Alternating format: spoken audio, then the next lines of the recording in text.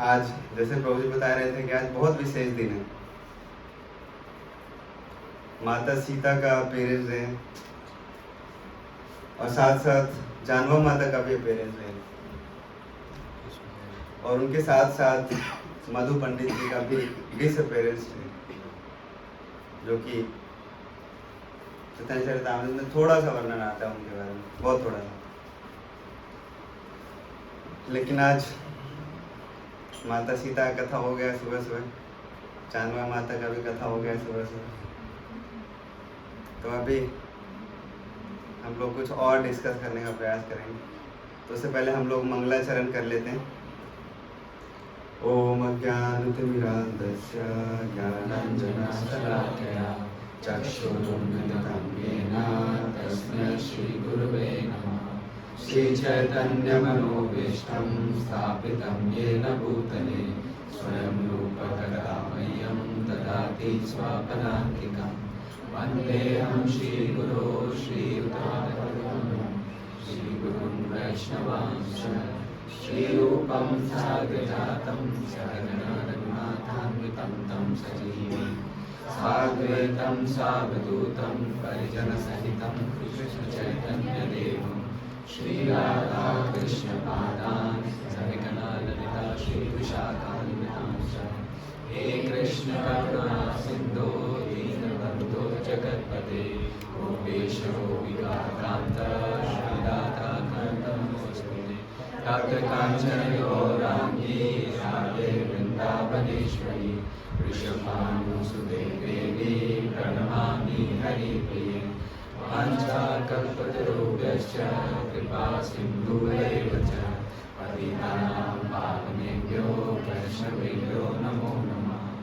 जय श्री कृष्ण चैतन्य प्रभु नित्यानंद श्री अद्वैत गदाधर श्रीवासादि गौर भक्तवृंद। हरे कृष्णा कृष्ण कृष्ण हरे हरे, हरे राम राम राम हरे हरे। नमो विष्णुपादाय कृष्णविष्णाय भूतले श्रीमते भक्तिवेदान्त स्वामिनिति नामिने। नमस्ते सरस्वती देवे गौरवाणी प्रचारिणे निर्विशेषशून्यवादी पाश्चात्यदेशतारिणे। हरे कृष्णा। हरे कृष्ण। तो हम लोग चर्चा कर रहे थे आने से पहले विद्यानिधि गौरांग प्रभु से और राधे गौर प्रभु से क्या क्या रखना चाहिए आज टॉपिक। तो विद्यानिधि गौरांग प्रभु ने एक बहुत अच्छा नाम सजेस्ट किया, आप लोग याद है?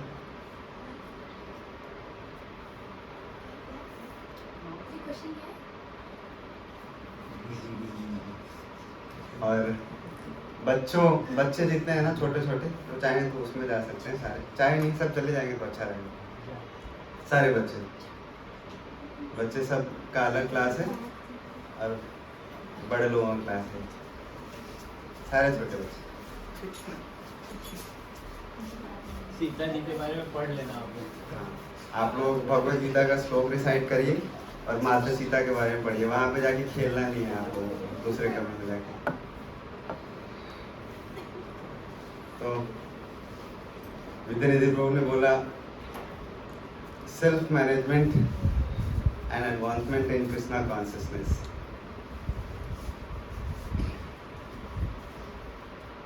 क्योंकि भक्ति में आने के बाद जनरली होता क्या है, भक्ति में सुनते हैं सब कि ये भक्ति भाव का चीज़ है। भाव में ऐसे बह जाते हैं, नदी के धारा में ऐसे बह जाते हैं कि अपने आप मैनेज करना भूल जाते हैं, किधर जाना है कहाँ जाना है भूल जाते हैं सब। इसलिए सबसे पहले सेल्फ मैनेजमेंट करने का ज़रूरत है। अगर सेल्फ मैनेजमेंट करेंगे हम लोग तभी भक्ति में आगे बढ़ पाएंगे, तभी हम लोगों का एडवांसमेंट हो पाएगा सबके लिए ये। इसलिए ये सारा श्रेय विद्यानिधि गौरांग प्रभु हो जाता है। उन्होंने ऐसा नाम सजेस्ट किया है। अब नाम को सार्थक करने का प्रयास करेंगे हम और हमसे भी कुछ रह जाएगा तो आप लोगों के लिए सरप्राइज लास्ट में इस ग्रेस आराध्य को आप लोग भी कंक्लूड करेंगे। तो ये सोचने का विषय है कि सेल्फ मैनेजमेंट भक्ति में क्या जरूरत है करने की। भक्ति में तो सब अच्छा ही होता है। भक्ति करना ही सुसुखम कर्तु भव्यम, फिर इतना भक्ति भी करो, सेल्फ मैनेजमेंट भी करो। पहले तो कह के फंसाए कि भक्ति करिए सब अच्छा हो जाएगा, अब कह रहे हैं भक्ति भी करो और सेल्फ मैनेजमेंट भी करो। ये तो दोहरा जाल में फंसा रहे हैं। फिर कह रहे हैं कि अब सेल्फ मैनेजमेंट करो तब भक्ति में आगे बढ़ पाओगे। लेकिन भक्ति को ही अच्छे से करने के लिए उसको ही सेल्फ मैनेजमेंट करते हैं। अगर सेल्फ मैनेजमेंट नहीं करेंगे हम लोग तो भक्ति कर ही नहीं पाएंगे। तो हमको लगेगा ऐसा कि हम लोग भक्ति कर रहे हैं, लेकिन हम लोग भक्ति कर नहीं पाएंगे ऐसे। इसलिए सेल्फ मैनेजमेंट करने का जरूरत है, तब हम भक्ति में आगे बढ़ पाएंगे। क्योंकि यहाँ पे जितने सब वैष्णवी सब एकत्रित हैं, सब काफ़ी समय से प्रैक्टिस कर रहे हैं और आप सबसे भी मुझे पर्सनली बहुत इंस्पिरेशन मिलता है भक्ति करने के लिए। देखते हैं हम आप लोग इतने दूर दूर से मंदिर आते हैं गीता क्लास करने के लिए, सेवा करने के लिए, मंगल आरती में, दर्शन आरती में। कई बार हम मंदिर में रह के ही सोते रहते हैं। तो इसलिए आप सबके चरण कमलों में मेरा प्रार्थना है, आशीर्वाद दीजिएगा आप सब लोग कि हम जो हमको विषय वस्तु दिया गया उसको सार्थक कर पाए हम अच्छे से। भागवतम में हम लोगों ने कई बार ऐसे पढ़ा है, कई जगह पे ऐसे वर्णन आता है। 9 स्टेजेस ऑफ भक्ति और 9 टाइप्स ऑफ डिवोशन सर्विस। कई बार हम लोगों ने पढ़ा है कि 9 प्रकार से कैसे हम भक्ति करते हैं। श्रवण, कीर्तन, विष्णु स्मरण, पाद सेवनम, दर्शन, साख्यम पढ़ा है हम लोगों ने। और भक्ति रसामृत सिंधु में भी आता है डिटेल में कि 9 स्तर भी होते हैं भक्ति के। और जो 9 स्तर है कैसे वो सीढ़ी है पूरा। हम लोग जिस चीज़ के लिए तैयारी कर रहे हैं, हमारा इतना बड़ा प्रिपरेशन चल रहा है। कोई आईएएस का करता है, कोई आईपीएस का तैयारी करता है, कोई, लेकिन हम लोगों का जो प्रिपरेशन है बहुत सबसे बड़ा है, सबसे बड़ा तैयारी कर रहे हैं हम। कोई नहीं कह सकता है कि हम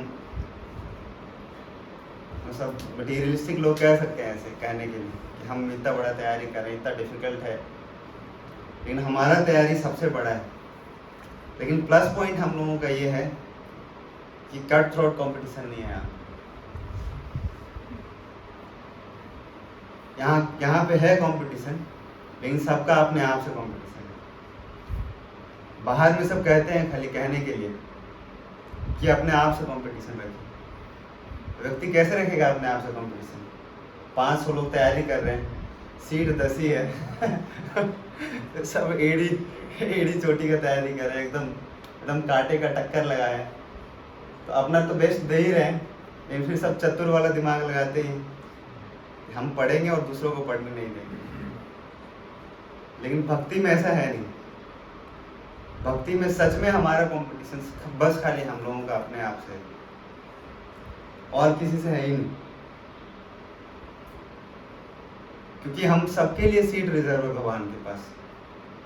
ऐसा है ही नहीं कि किसी का सीट वहाँ पे है, किसी का नहीं है। जो अच्छे से भक्ति कर रहे हैं उनका है, जो अच्छे से भक्ति कर रहे हैं उनके लिए नहीं है। चाहे आप कैसा भी प्रैक्टिस कर रहे हैं या नहीं भी कर रहे हैं ना, तब भी सबका सीट है वहाँ पे, सबके लिए वैकेंसी है भगवान के पास। तो इसलिए ये जो तैयारी के लिए जो यहाँ पे बताया गया है कि कौन से 9 सीढ़ी हैं, कैसे एक सीढ़ी को क्रॉस करके करते करते हम ऊपर हम पहुंच सकते हैं भगवान के पास, जिसको कहते हैं प्रेम प्राप्त करना, भगवान का प्रेम प्राप्त करना। पहुंचने का मतलब वो चेतना विकसित करना अपने आप में। अब जरूरी नहीं है कि भगवान के धाम में जो रहते हैं भाई यहाँ पे भी रह के सेवा करते हैं। कई सारे भगवान के ऐसे भक्त होते हैं। तो उसमें सबसे जो पहला पायदान है, सबसे पहला सीढ़ी है, उसमें आप लोग ऑलरेडी चढ़े हुए हैं। और अच्छा से कदम रखा है नहीं रखा है वो अलग बात है, लेकिन उसके ऊपर हम लोग आ चुके हैं, जिसको कहते हैं श्रद्धा। सबको कुछ ना कुछ तो है ही श्रद्धा भगवान के लिए, भगवान के भक्तों के लिए सेवा करने के लिए। तभी आप लोग इतने समय से प्रैक्टिस कर पा रहे हैं। और थोड़ा सा जो श्रद्धा है हम लोगों का, जितना भी है हम सबका, उसी का फल है क्या कि हम लोग साधु संग को प्राप्त कर पा रहे हैं, एक दूसरे का संग प्राप्त कर रहे हैं और दे भी रहे हैं दूसरे, उसी का फल है। और अवसर तो मिल रहा है हम लोगों को, जितना हम लोगों का श्रद्धा है उसके अनुपात में हम लोगों को अवसर मिल रहा है साधु संग करने का। और वो अलग बात है कि हम लोग उस अवसर का कितना फायदा उठा पा रहे हैं। अब जरूरी नहीं है कि जो अवसर जो हम लोगों को मिलता है उसका हम सही ही हमेशा फायदा उठाते हैं। कई बार हम लोग गलत फायदा भी उठाते हैं। श्रद्धा है उसके लिए हम लोगों को भगवान ने दिया है साधु संग, लेकिन उस साधु संग का हमारे ऊपर है कि आप अच्छा फायदा उठाना चाहते हैं कि बुरा फायदा उठाना चाहते हैं। प्रभुपाद हमेशा ये उदाहरण दिया करते हैं कि बिजली देखिए, एनर्जी एक ही है ना, उसको आप गर्म करिए ठंडा करिए, आपके ऊपर है।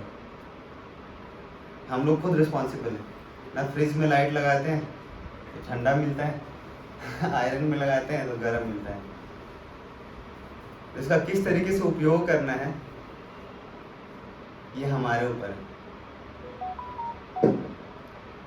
और अगर अच्छा उपयोग करते हैं हम लोग साधु संग का,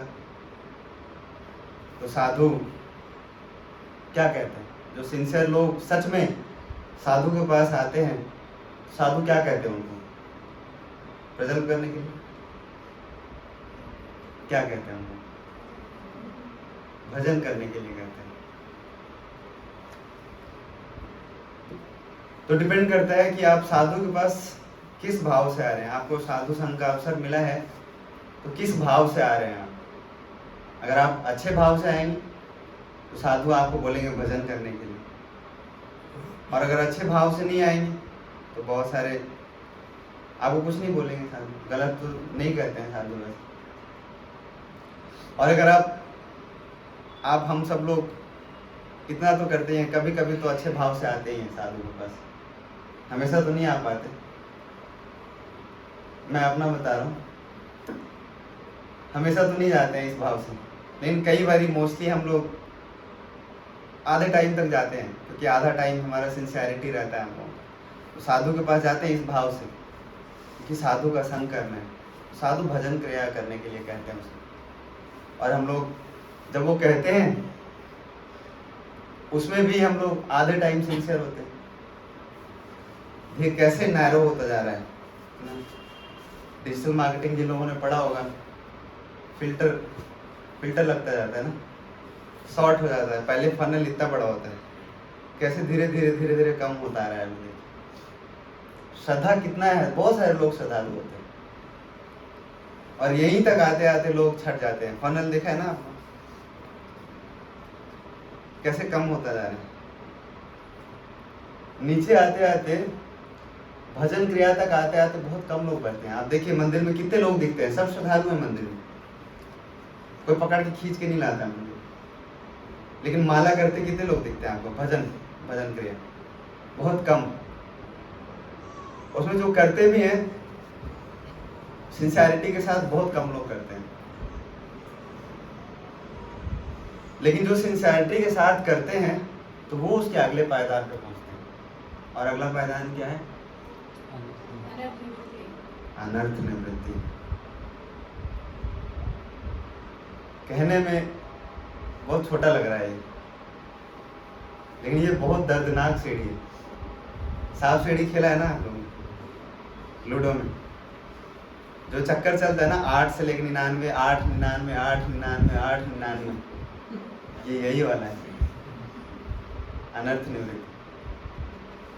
उसमें ऐसे दिखता है कि 99 पे है,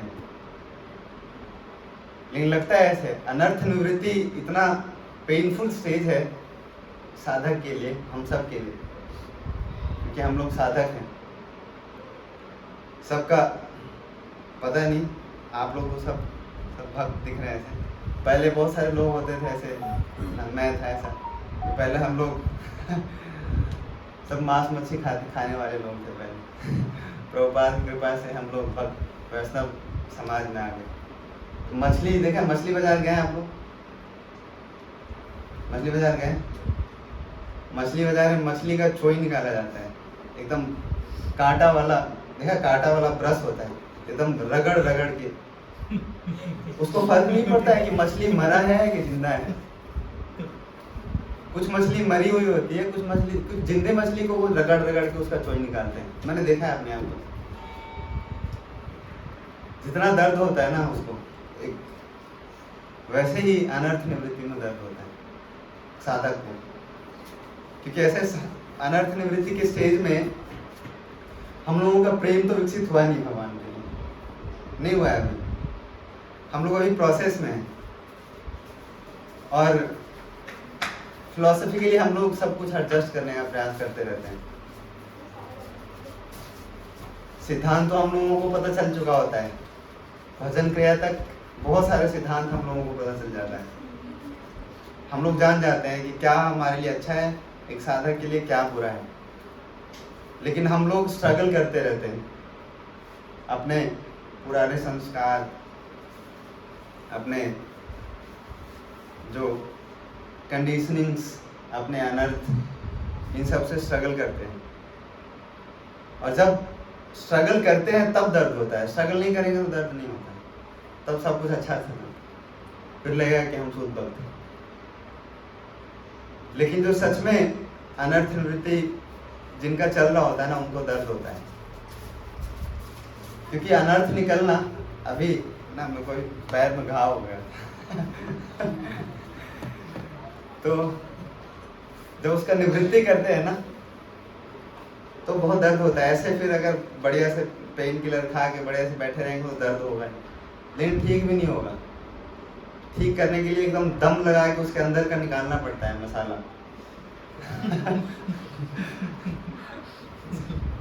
जब तक वो निकलेगा नहीं अंदर से तब तक ठीक होगा नहीं। तब तक हम लोग कंफर्ट लाइफ में जीते रहते हैं। जोर लगाना पड़ता है, दम लगा के। जब वो निकलता है ना तो दर्द होता है। क्यों? क्योंकि अनर्थ जमा हुआ है अंदर। और अनर्थ का मतलब क्या है? क्या है अनर्थ का मतलब? इसका कोई भी अर्थ नहीं है। किसी को हुआ है घाव ऐसा वाला उसका कोई अर्थ नहीं है, शरीर में कोई काम नहीं है। लेकिन हम लोग इतना ज्यादा अपने अनर्थों से आसक्त हो जाते हैं। हम लोगों को पता है कि उसका कोई फायदा नहीं है, शरीर में उसका कोई फायदा है? कोई फायदा नहीं, लेकिन हम लोग छोड़ देते हैं उसको। क्यों? क्योंकि दबाने में बहुत दर्द होगा, बहुत दर्द होगा दबाएंगे तो। अभी भी निकला नहीं है इसलिए पैर टिका के बैठे हैं। तो अभी ये रियलाइज नॉलेज है। तो हम लोग आसक्त हुए रहते हैं अपने अनर्थों से। कहीं ना कहीं हम लोगों को पता होता है।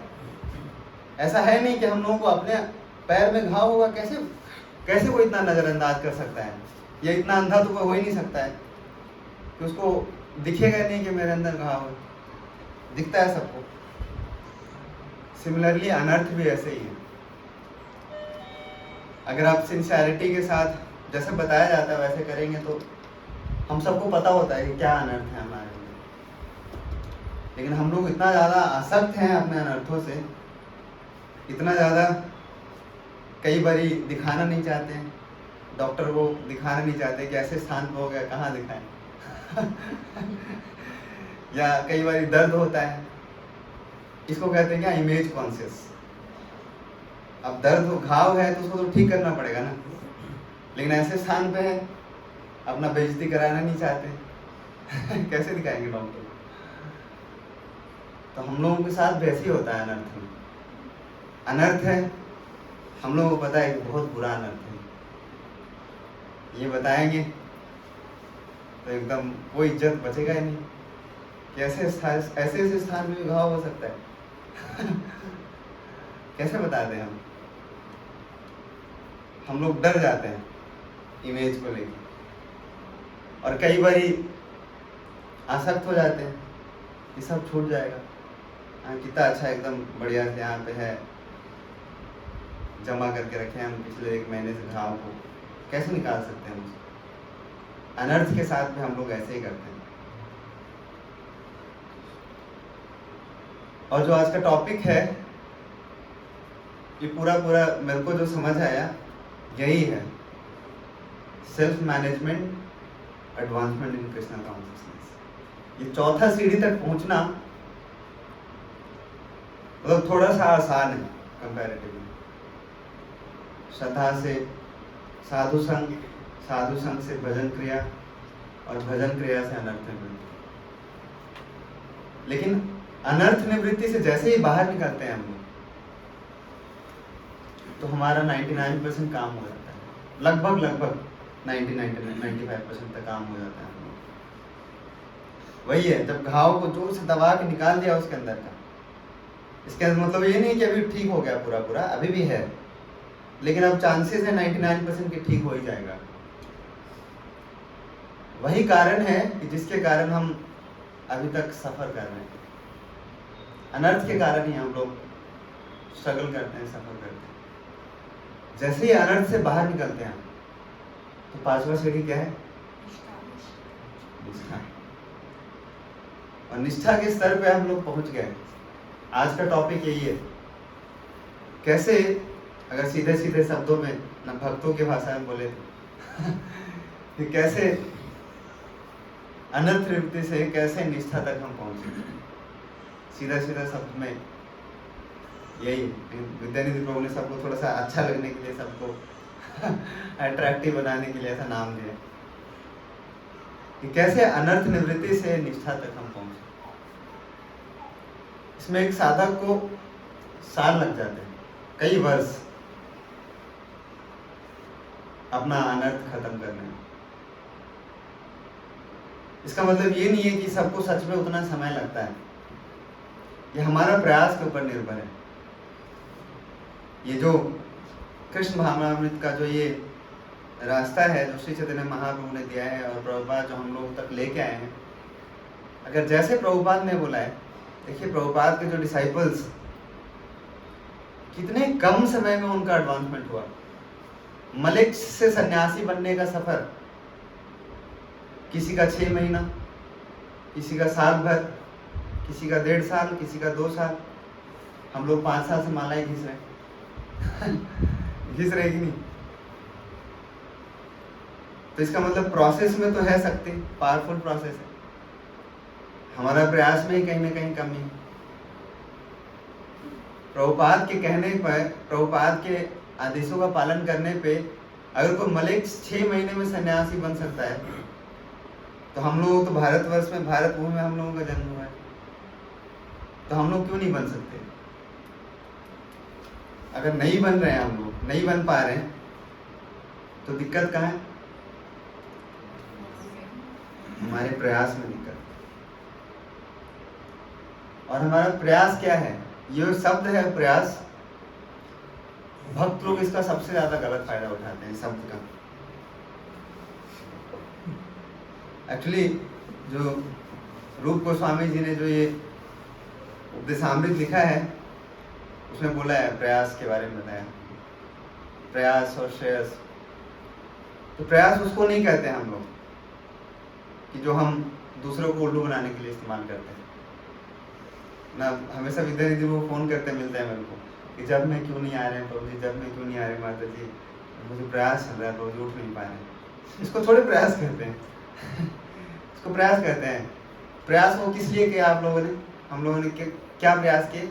बस प्रभु जी को उल्लू बनाने के प्रयास किए, कह दिया बस एक सेकंड में कह दिया, प्रयास कर रहे हैं लोग। इसको प्रयास नहीं कहते हैं। प्रयास का मतलब है कि आपको इंडेवर करना पड़ेगा। आपको सच में आपको पता है कि कहाँ कमी है, तो उस पर काम करना पड़ेगा हम लोगों को, उसको कहेंगे कि प्रयास कर रहे हैं। और आज यही अनर्थ निवृत्ति से कैसे पार पाना है, तब हम निष्ठा के स्तर पर पहुंच पाएंगे। तब हम लोग जैसे दिखने में लग रहे हैं सब भक्त ना, सब भक्त दिख रहे हैं यहाँ पे एकदम। सबके मंदिर में आते हैं तो कई बार ऐसा तिलक नहीं दिखता है, लेकिन यहाँ पे सबके एकदम ललाट में भर ललाट तिलक दिख रहा है दूर दूर से एकदम कंठी भी सबका दिख रहा है, एकदम सब वैष्णव चोला में भी आए हैं, एकदम धोती कुर्ता पट्टा पुट्टा मार के साड़ी सूड़ी एकदम सब। लेकिन भक्त इसको नहीं कहते हैं। उपदेशामृत में हम लोगों ने चर्चा किया था पिछली क्लास में कि भक्त इसको नहीं कहते। चैतन्य महाप्रभु जब वृंदावन जा रहे थे, तो वृंदावन के लिए निकल रहे थे एक्चुअली, तो रास्ते में एक ग्राम आता है, कुलीन ग्राम। तो वहां पे एक ब्राह्मण मिले उनको ना, तो ब्राह्मण पूछे उनसे, बहुत बढ़िया प्रसंग है वो, कि महाप्रभु आपका मेरे लिए क्या आदेश है, आप क्या आदेश देना चाहते हैं मुझे, आपका मतलब क्या इंस्ट्रक्शन है मेरे लिए। तो महाप्रभु ने उनको बोला कि आप भगवान का नाम का जप करिए और भक्तों का सेवा करिए। तब उस ब्राह्मण ने पूछा महाप्रभु से, भगवान से, कि ठीक है भगवान का नाम जप करना तो हम समझ सकते हैं, बहुत सरल है, हरे कृष्णा कृष्ण कृष्ण हरे हरे करना है हम सब। लेकिन भक्त किसको ढूंढे हम? ऐसे तो गुड़गांव में बादशाहपुर में संडे में भरे भरे रहते हैं, अब तो और भी नहीं पता चलता है, गेट पे बैठे रहते हैं, ऐसे करके ऐसे मार देते हैं कैसे डिफ्रेंशिएट करें कौन भक्त है कौन भक्त नहीं? कंठी माला वो माता जी दे देती है 20 रुपए में कदम प्रिय माता जी 20 रुपए का कंठी माला पहनाती है, और मंदिर के गेट पे ऐसे एक तिलक बॉक्स लगा के एक भक्त खड़े रहते हैं, ऐसे करके ऐसे ठप्पा लगा देते हैं। अब कंठी माला भी है, तिलक भी है, कैसे पता चलेगा कि कौन भक्त है कौन भक्त नहीं है? तो महाप्रभु से उन्होंने प्रश्न पूछा कि महाप्रभु कैसे हम पहचानेंगे कि भक्त कौन है? तो महाप्रभु ने बोला, उस ब्राह्मण को, उस भक्त को बोला कि जिसके भी मुख से एक बार भगवान का जो नाम निकलता है ना, एक बार भगवान का नाम, उसको आप भक्त समझिए। मतलब वो उसको प्राइमरी भक्त कह सकते हैं। कोई भी भगवान का एक बार भी नाम लेता है अपने मुख से, तो वो भक्त है। फिर ऐसा प्रश्न वो 2-3 बार पूछे महाप्रभु से, जब मिले, मतलब जहां तक मेरे को याद आ रहा है ऐसे, है ना?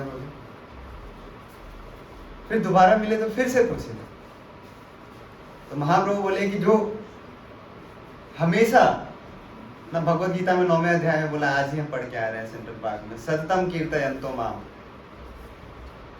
जो हमेशा भगवान का नाम का जप करते हैं ना, उसको आप भक्त समझिए।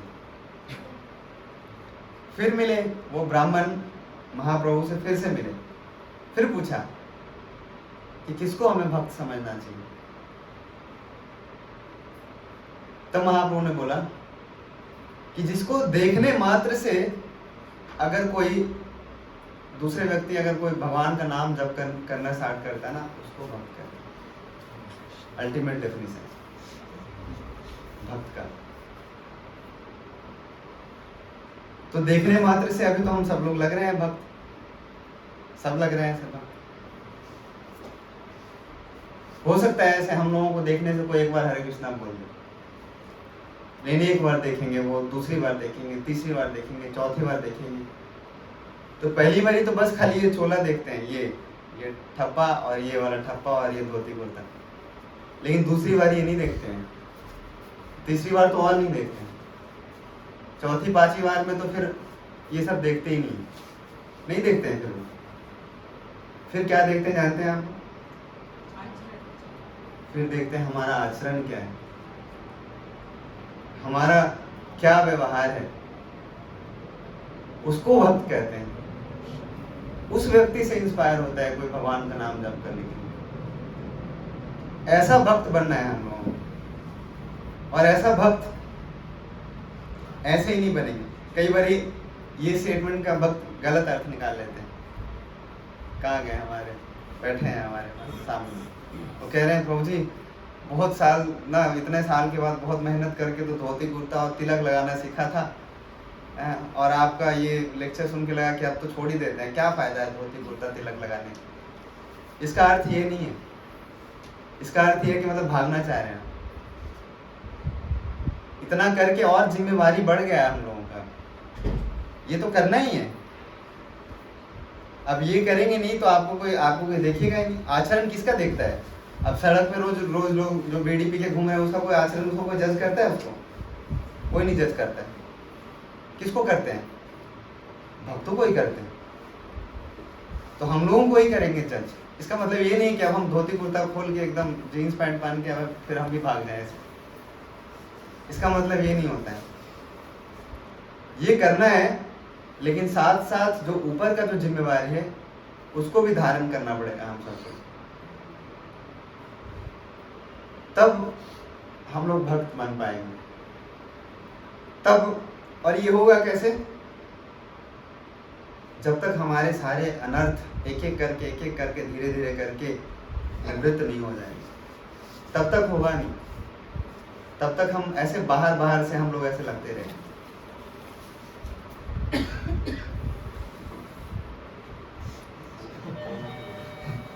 ये ऑटोमेटिक है।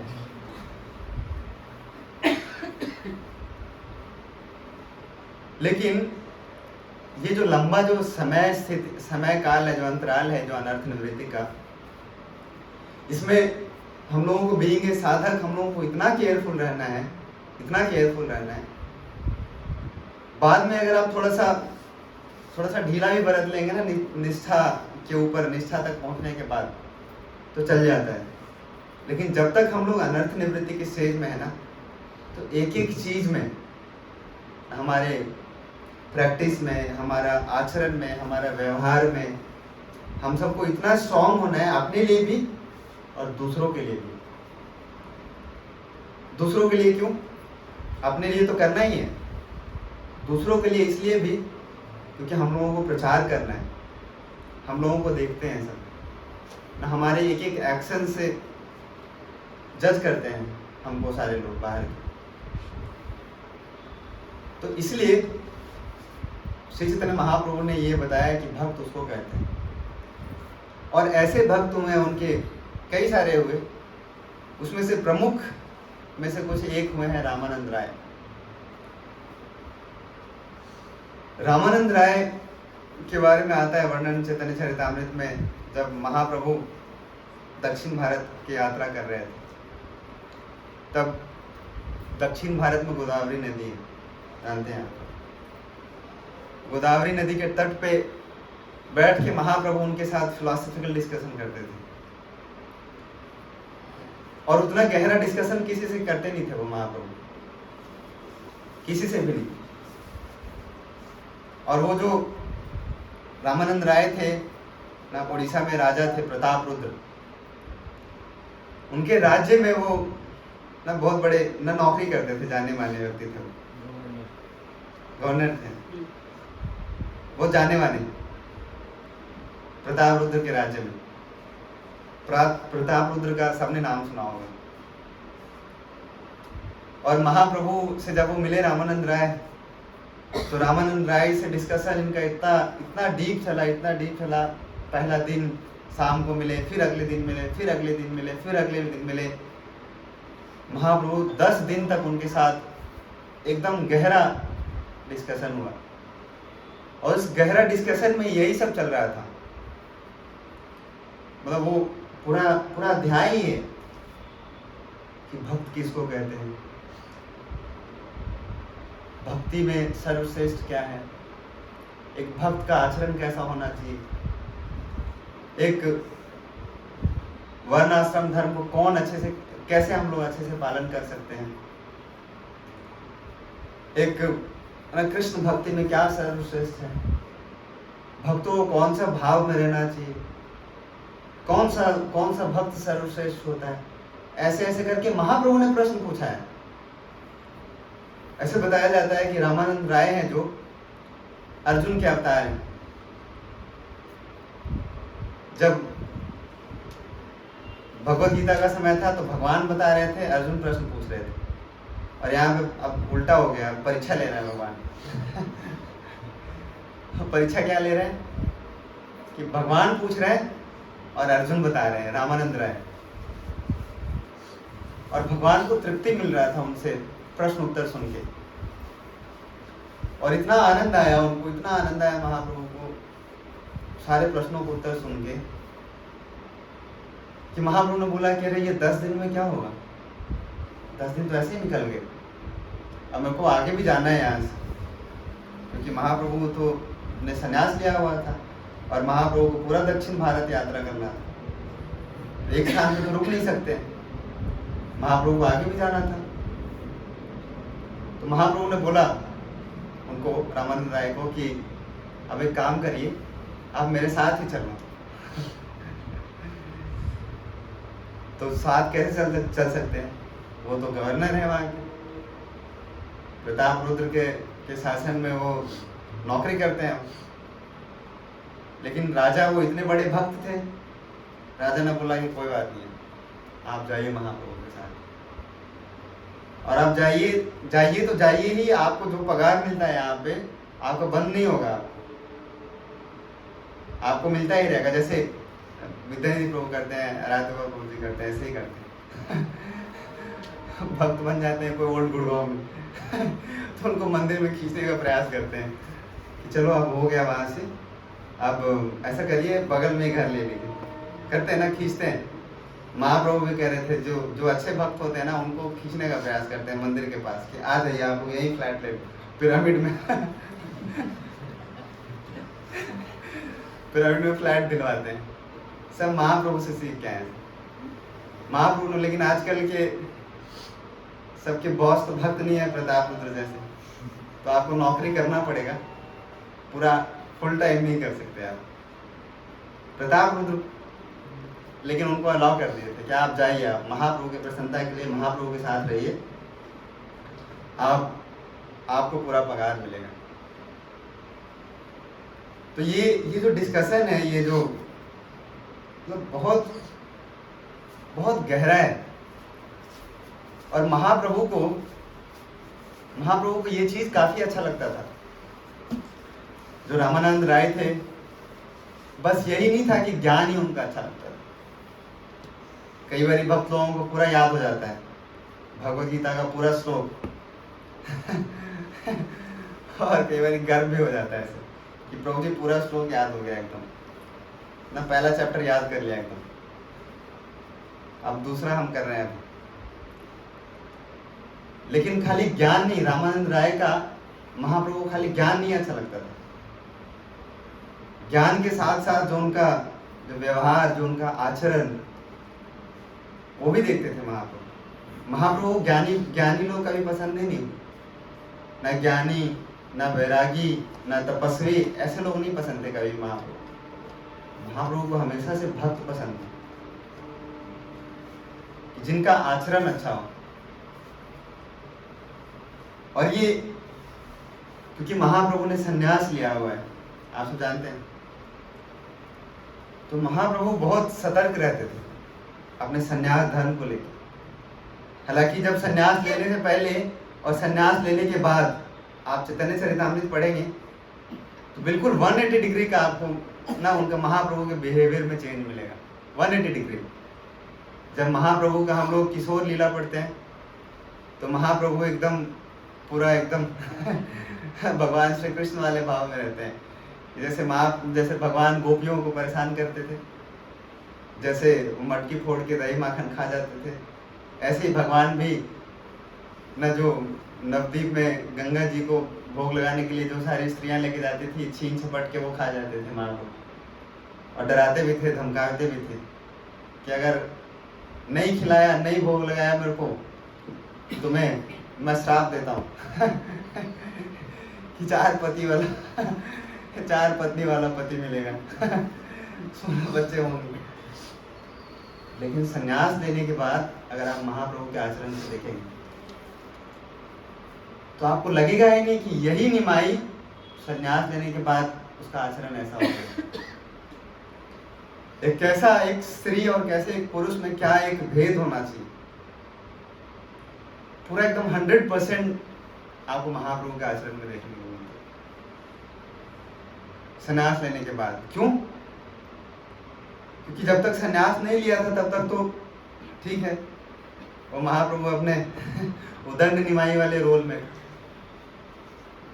लेकिन जब उन्होंने अपना जो आश्रम सेलेक्ट कर लिया कि अब हम संन्यास आश्रम में हैं, तो अब हम लोग उनको, महाप्रभु को उस आश्रम के हिसाब से उनको आचरण करना पड़ेगा दिखाने के लिए। क्योंकि महाप्रभु आए ही थे किस लिए? हरिनाम का प्रचार करने के लिए। और संन्यास किस लिए लिया? इसीलिए क्योंकि लोग उनको सीरियसली ले ही नहीं रहे थे। हालांकि भगवान को क्या जरूरत है संन्यास लेने की, लेकिन अब संन्यास भी लिया है, सब कुछ किया है, और संन्यास धर्म का पालन नहीं करेंगे तो कोई फायदा ही नहीं है उस चीज का। तो ये हम लोगों के लिए भी शिक्षा ऐसे ही है। सबका अपना अपना, बिना आश्रम वाले तो कोई है ही नहीं, कोई गृहस्थ में, कोई ब्रह्मचारी में, सब अपने अपने आश्रम में। सबको अपने अपने आश्रम का मर्यादा पता होना चाहिए। ऐसा तो है नहीं कि अब हम कार खरीद लिए और कार खरीद के हम बोलें कि हमको पता ही नहीं है, चलाना ही नहीं आता, तो फिर हम लोग मूर्ख है ना कार खरीद लिए और चलाना ही नहीं आता, तो शोकेस के लिए थोड़े खरीदे हम। ब्रह्मचारी आश्रम में चले गए और हमको पता ही नहीं है कि ब्रह्मचारी आश्रम का क्या आचरण है। गृहस्थ आश्रम में चले गए और हमको पता ही नहीं है कि गृहस्थ का क्या आचरण है, तो मूर्ख बन जाएंगे, फिर हम बनेंगे कि नहीं। आप लोग मत सोचिएगा कि हम लोग टॉपिक से डाइवर्ट हो गए, सारा ये रिलेटेड चल रहा है अनर्थ निवृत्ति से, कैसे एक हम लोग अच्छा भक्त बन सकते हैं। और महाप्रभु ने अपने आचरण से हम लोगों को शिक्षा दिया है कि कैसे ना, एक नित्यानंद प्रभु को महाप्रभु ने नहीं बोला कि आप संन्यास धारण करो। नित्यानंद प्रभु को आज सुबह सुबह हम लोग पढ़ रहे थे, महाप्रभु ने ही आदेश दिया जगन्नाथपुरी में कि आप गृहस्थ आश्रम में जाइए, और उनको बोला कि आप गृहस्थ जो आश्रम है उसका पालन करने के लिए। तो हम लोग को भी पता होना चाहिए। ऐसे नहीं कर सकते कि हम लोगों को पता ही नहीं है कि गृहस्थ आश्रम में होता क्या है। 1-2 साल से हम लोग कर रहे हैं भक्ति, और काफी कुछ पढ़ लिया है हम लोगों ने, काफी कुछ सीख लिया है। अब उसके ऊपर हम लोगों को अमल करने का समय। हम लोग ना, जैसे हम पढ़ रहे थे 3 9 स्टेजेस ऑफ डिवोशनल सर्विस, साधु संघ में आते हैं, श्रद्धा के बल पे साधु संघ जो हम लोगों को प्राप्त होता है। तो साधु संघ तो मंदिर में सब मिलता है, माता साधु, प्रभु साधु, सब साधु मिलते हैं मिलते हैं, सब साधु ही हैं। लेकिन हम लोगों को पता होना चाहिए, हम लोगों को कंसिडरेट होना चाहिए कि जिसका जो आश्रम है, जिसका जो, उसके हिसाब से उसको कंसिडरेट होकर। साधु संघ का मतलब ये थोड़ा है कि सबका संघ कर लेंगे हम। जो उत्तम कोटि के भक्त हैं उनका संग नहीं कर सकते हम लोग। बताया गया है शास्त्रों में कि ज्यादा जो उन्नत कोटि के जो भक्त हैं उनके नजदीक नहीं जा सकते आप, जल जाएंगे हम लोग। तो जो हम लोग संग भी करते हैं वो हिसाब से करते हैं, जिस तरीके से हम लोगों को बताया जाता है, जिस तरीके से हम लोगों को निर्देश दिया जाता है, उस तरीके से हम लोग संग करते हैं। तब वो साधु संग में फिर हम भजन क्रिया कर पाए। नहीं तो साधु संग में जरूरी नहीं है कि भजन क्रिया ही होता है। आपने देखा होगा कि ज्यादा जोगी मिलके मठ उखाड़ देते हैं। कहावत सुना है? ज्यादा जो दो तीन योगी तक ठीक होते हैं एक मठ में। ज्यादा जोगी हो जाते हैं तो मठ उखाड़ देते हैं। कर रहे हैं साधु संग सब। तो जरूरी नहीं है कि सब साधु के बीच में मिलके साधु संग ही करते हैं और भजन क्रिया ही होता है वहां। भजन क्रिया करने के लिए भी बताया गया है कि कैसे साधु संग में रह के कैसे हम भजन क्रिया कर सकते हैं। ये जानना बहुत ज्यादा जरूरी है हम लोगों को, क्योंकि अब सबका 1, 1.5 साल 2 साल सबका अंडरस्टैंडिंग हो गया है इस चीज का, बेसिक कृष्णा कॉन्शियसनेस का। ना आप कोई ऐसे नहीं कह सकते कि प्रभु जी हमको तो कोई पता ही नहीं, हम तो बिल्कुल अभी नए हैं। ऐसे नहीं कर सकते हम लोग। अभी काफी आगे बढ़ चुके हैं हम लोग, बढ़ चुके हैं ना। बहुत सारे भक्त सेवा कर रहे हैं, बहुत सारे भक्तों ने जिम्मेवारी उठा लिया है अपना। तो इस स्तर पे हम लोगों का आचरण कैसा होना चाहिए, जो श्री चैतन्य महाप्रभु ने बोला है। प्रचार का मतलब यही होता है। एक बार हम लोग मायापुर में गए हुए थे, तो ने एक परम पूज्य हलधर स्वामी महाराज आए थे क्लास लेने के लिए। तो कह रहे थे कि यहाँ पे तो सब बड़े सब महानुभाव बैठे हैं। सबसे पूछा महाराज ने कि आप लोग क्या करते हैं? तो भक्त तो बहुत चौड़े होकर कह रहे थे कि महाराज हम यूथ प्रीचिंग करते हैं, महाराज हम ये प्रीचिंग करते हैं, महाराज हम वो प्रीचिंग करते हैं, हम प्रचार करते हैं। महाराज ने बोला, एक शब्द में सबको ढेर कर दिया ऐसे। महाराज ने बोला, प्रचार का मतलब जानते हैं क्या होता है? तो किसी के मुख से एक शब्द नहीं निकला कि प्रचार का मतलब क्या होता है। महाराज ने बोला कि प्रचार का मतलब होता है आचरण। और जो महाप्रभु ने बोला उस भक्त को, यही है वो आचरण, कि देखने मात्र से कोई अगर दूसरा व्यक्ति उसको देखने मात्र से भगवान का नाम जप करने के लिए वो इंस्पायर होता है, उसके आचरण से होता है, वो उसको भक्त कहते हैं।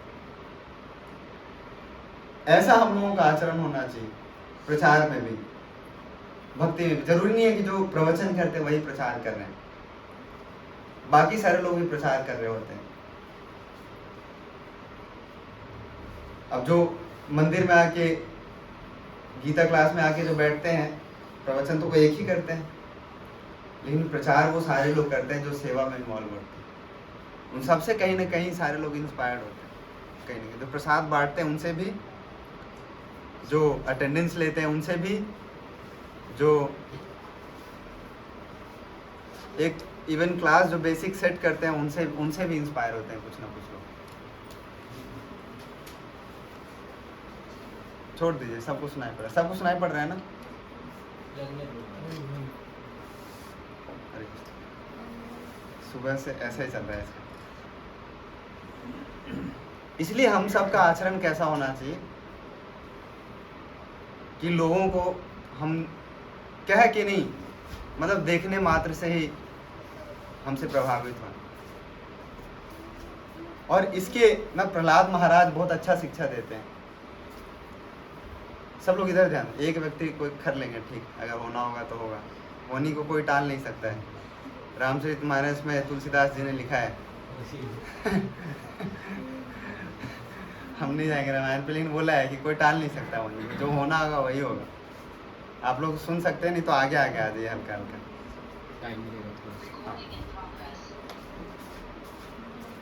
तो प्रहलाद महाराज ने ये शिक्षा दिया है।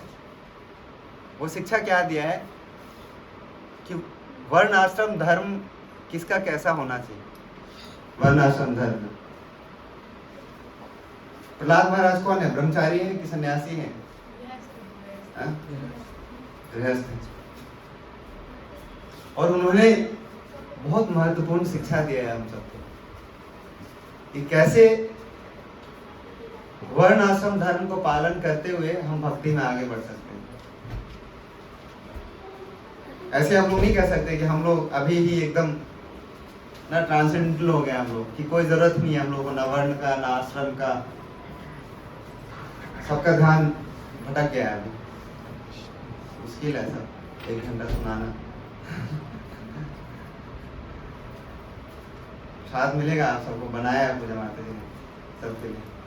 थकिए मत सब, दीवार पे सब लद के बैठे हैं ऐसे एकदम बढ़िया से, लद के बैठेंगे तो नींद आ जाएगा।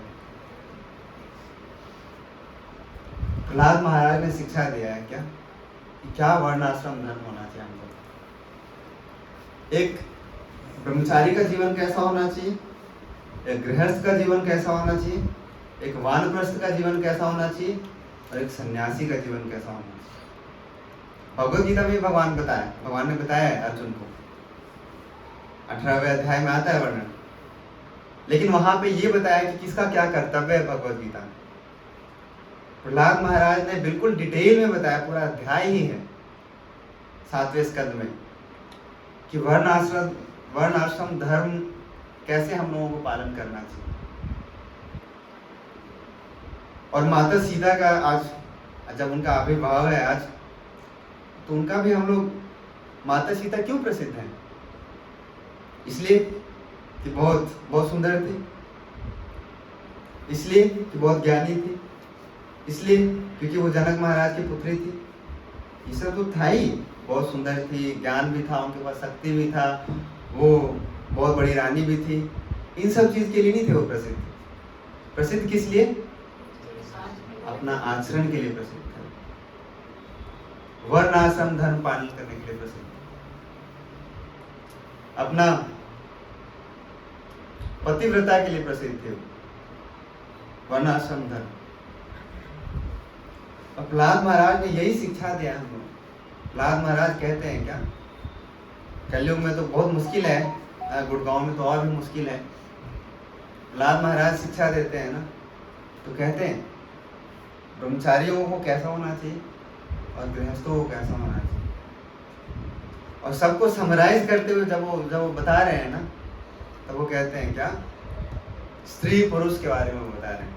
क्योंकि अनर्थ निवृत्ति, ये जो अनर्थ है ना, हमारे अंदर ऐसा नहीं है कि मेरे अंदर नहीं है ना, हमारे बोलते हैं तो सब इंक्लूड हो जाते हैं, मेरे अंदर भी है, सबके अंदर होता है।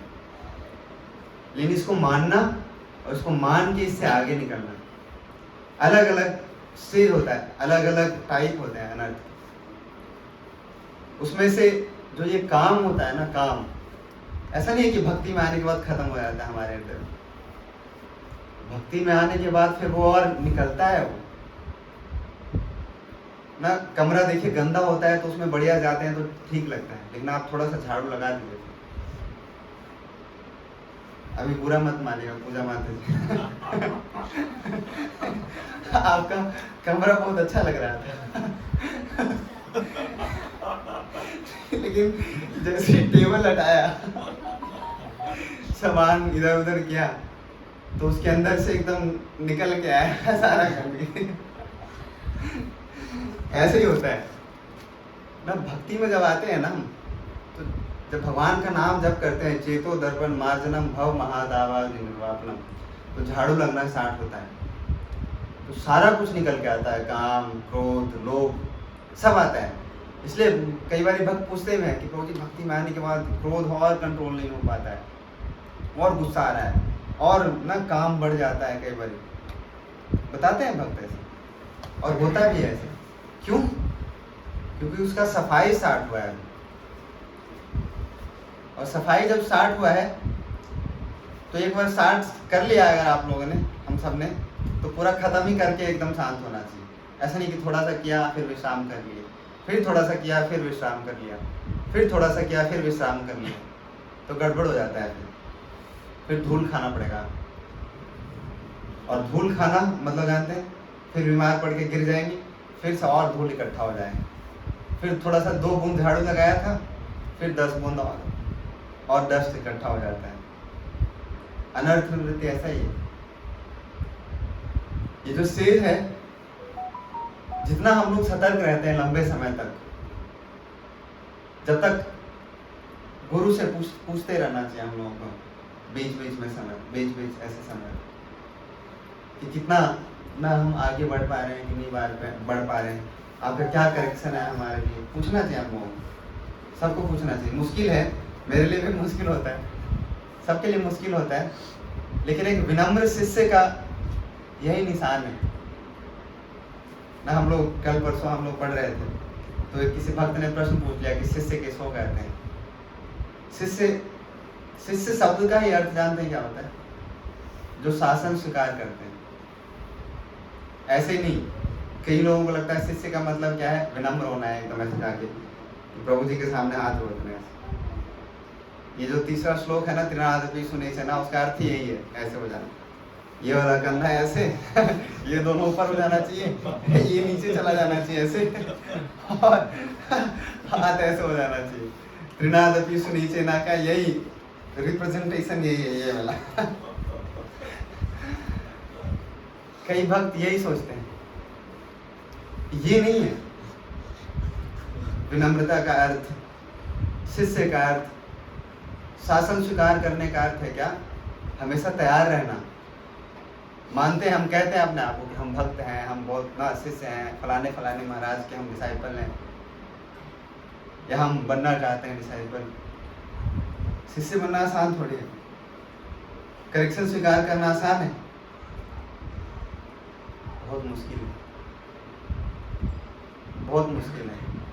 कह भी देंगे कितना भी, तब भी अभी मैं नहीं मान पाऊंगा कि हम शिष्य बनने लायक अभी हम बन पाए।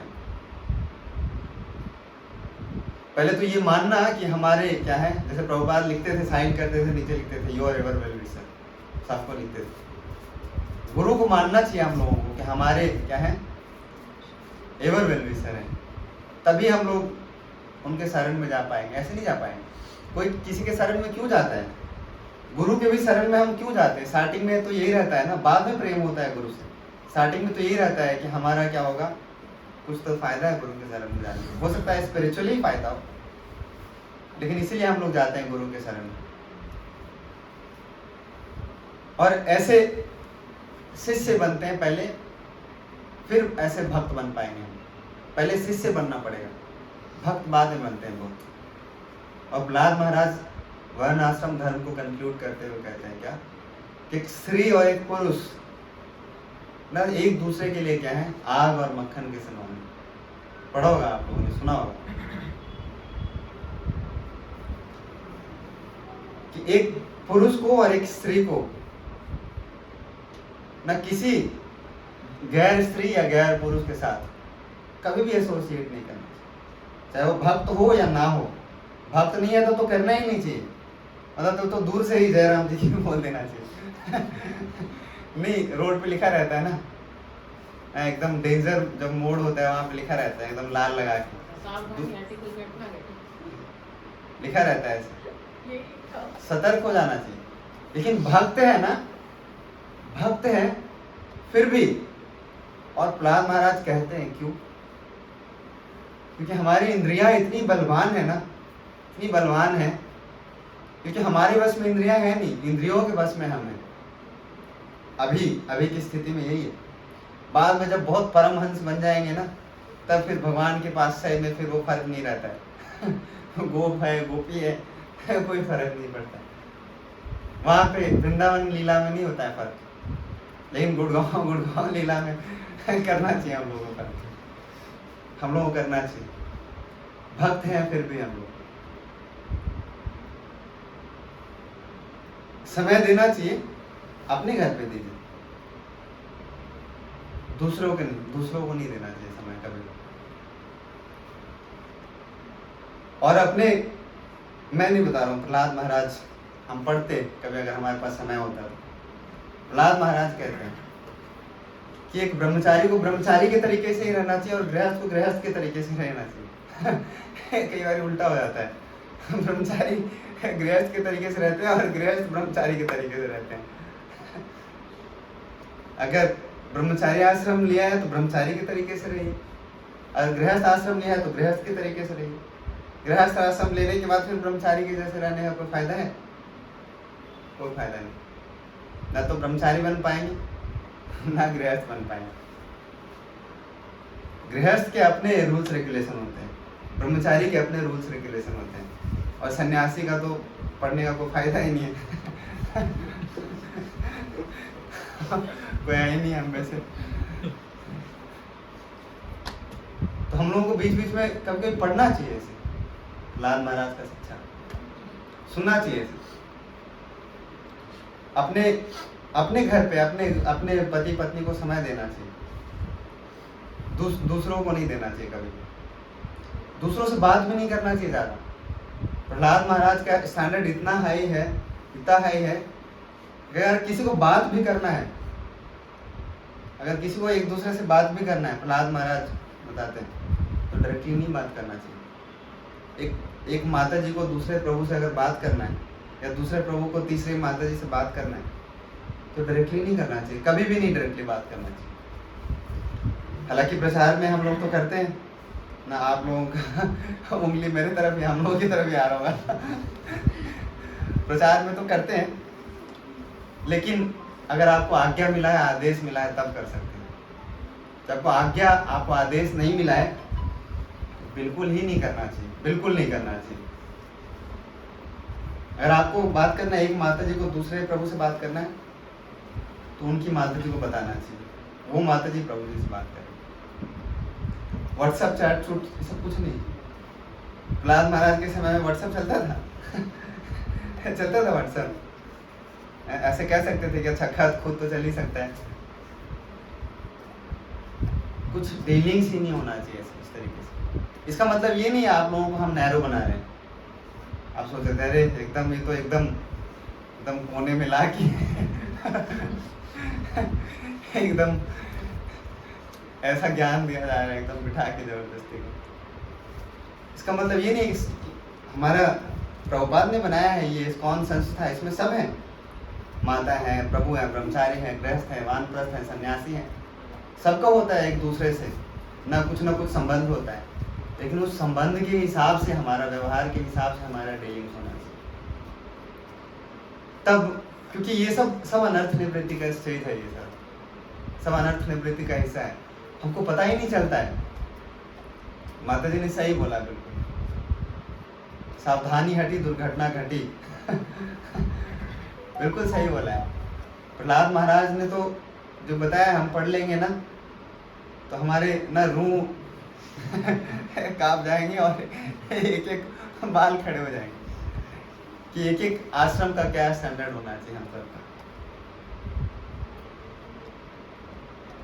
प्रहलाद महाराज बताते हैं क्यों नहीं करना चाहिए, क्यों नहीं संग करना चाहिए, क्या दिक्कत है। भक्त है, हम भी भक्त, तुम भी भक्त, सब भक्त है, माता जी भक्त, प्रभु भक्त, तो क्यों बाउंड्री लाइन क्यों बनाना चाहिए। माता जी राइट साइड में क्यों दर्शन करते हैं, प्रभु जी लेफ्ट साइड में क्यों करते हैं। एक व्यक्ति आके पूछ रहे थे हमसे मंदिर में कि ऐसा क्यों होता है स्कॉल में कि लेडीज एक साइड होती है, जेंट्स एक साइड होते हैं दर्शन करने के लिए। मैं उनको बोला इसलिए करते हैं ना, क्योंकि देखो माता जी थोड़े कमजोर होते हैं, धक्का धुक्का में कहीं दम दुख ना जाए और उसको हम नया व्यक्ति है, उसको प्रहलाद महाराज का शिक्षा थोड़े दे सकते हैं हम गलती से दब दुख गए तो माता जी का तो प्राण निकल जाएगा। लेकिन स्टैंडर्ड यही है,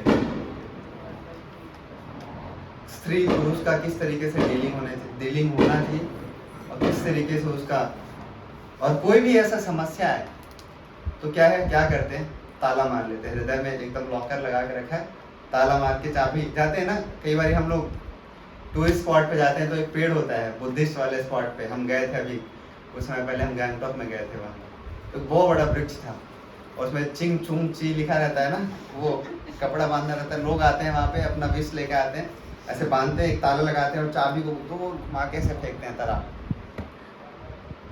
कि एकदम वो राज मेरे और उसके बीच में रहना चाहिए किसी को पता नहीं चलना चाहिए। आप बुद्धा ही ठीक करेंगे बुद्धा क्या ठीक करेंगे, बुद्धा ने तो भेजा है ना, भगवान ने तो गुरु को भेजा है ना ठीक करने के लिए, है? गुरु को पता होता है सब, ये मत सोचिए कि गुरु को पता नहीं। दिव्य ज्ञान क्या है ना, सब उनके हृदय में प्रकाशित रहता है सब, लेकिन वो तब तक नहीं बताते हैं जब तक शिष्य सामने से नहीं आता, क्योंकि उनको कोई फायदा नहीं है बताने का। क्यों बताएंगे, गुरु को ऐसा नहीं है कि पता नहीं है, सब कुछ पता है। आप गुरु के पास जाइए, बस एक लाइन बोलिए, बस जाके बस आप ये बोलिए कि देखिए कि महाराज के पास जाके प्रणाम करके गुरु मंत्र बोल के फिर महाराज के पास अपना बीमारी का अगर आपको बुखार का है, बू बोलिए खाली बू।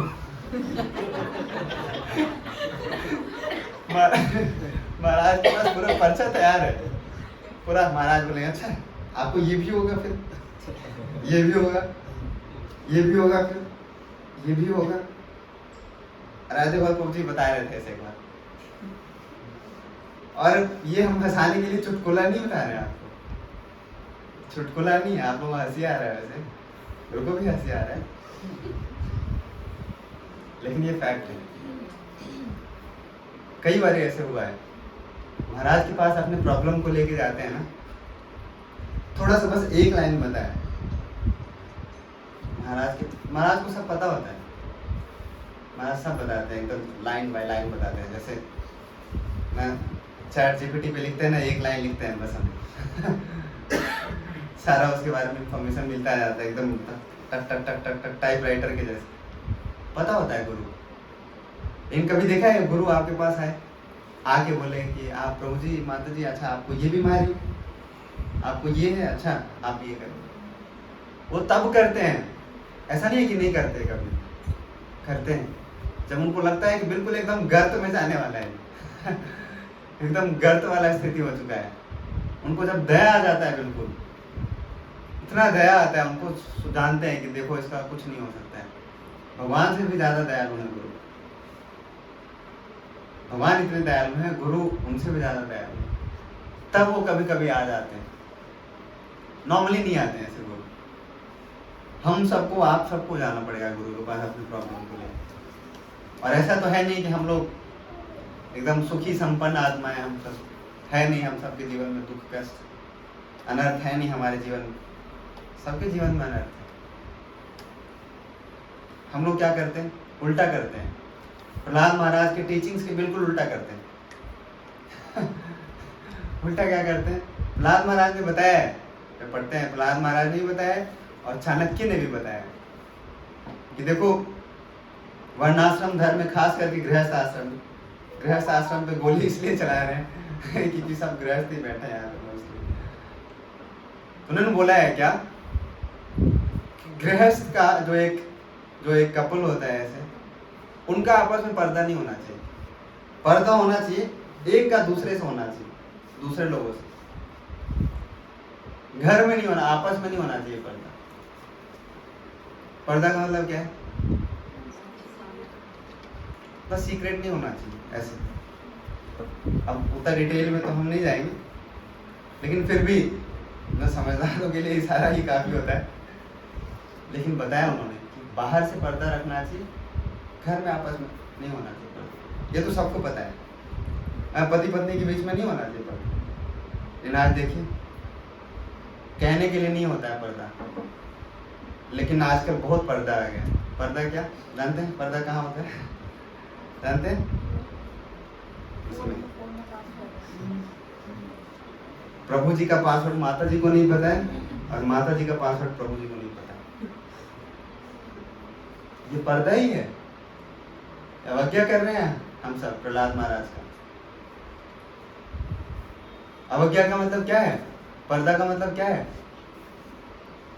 कि उनको पता होना चाहिए कि आपस में क्या है, दूसरों को। देखिए रामायण में इतना पर्दा नहीं था, हालांकि बताया जाता है कि जो प्रभु जी होते हैं ना, जो पुरुष होते हैं, कई बार ऐसे कुछ सीक्रेट्स ऐसे बचा के रखते हैं माता जी से, क्योंकि माता जी के पेट में जगह बहुत कम होता है ना, वहाँ पे स्टोरेज बहुत कम होता है, वहाँ पे रैम रोम हार्ड डिस्क बहुत कम होता है, तो थोड़ा सा डलने के बाद फिर ओवरफ्लो हो जाता है। इसलिए प्रभु जी कई बार कुछ सीक्रेट को बचा के रख सकते हैं। लेकिन फिर भी दशरथ महाराज ने ये बता दिया, क्या बता दिया कि देखो,